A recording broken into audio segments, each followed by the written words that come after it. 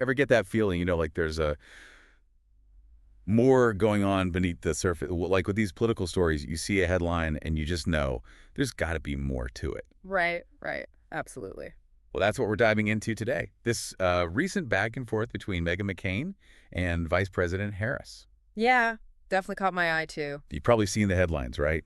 Social media is buzzing about it. Right. Meghan McCain hinting, well, let's just say hinting at some different perspectives on how her father, John McCain, really felt about the vice president.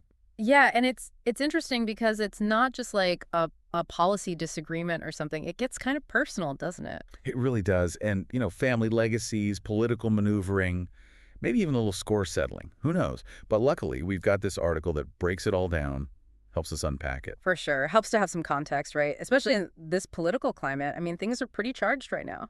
Totally.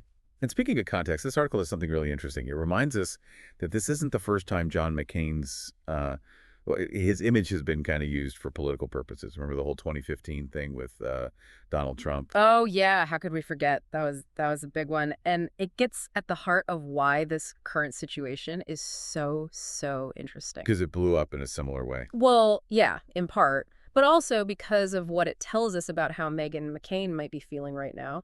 Back in 2015, it wasn't just a policy disagreement between Trump and her father. It got very personal.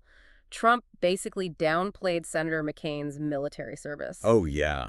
Yeah, really tough stuff. And I think that's important to remember because it explains why Meghan McCain's reaction now is so strong, using words like bastardized to describe how she feels Democrats are using her father's words.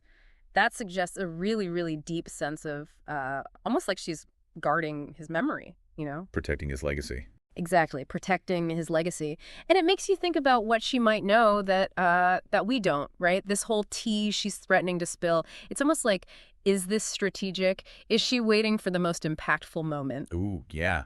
Is she playing chess when everyone else is playing checkers? Or is it just like raw emotion? Yeah. Like, hey, you want to talk about my dad? Let's talk about my dad. Right. And honestly, that's a question that goes beyond just this one situation. It gets at something much bigger. Like, how do we handle legacies, especially in the world of politics?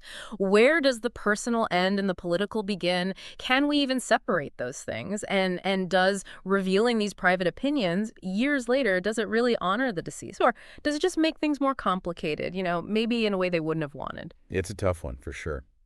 And it really makes you think, like, let's say, hypothetically, we find out what John McCain truly thought about Kamala Harris. Would that change our opinions of either one of them? Yeah. Would it change how we see this election? Right.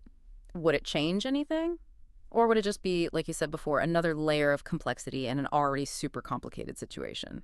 Lots to unpack there. Always is. And this deep dive has definitely given us more to think about.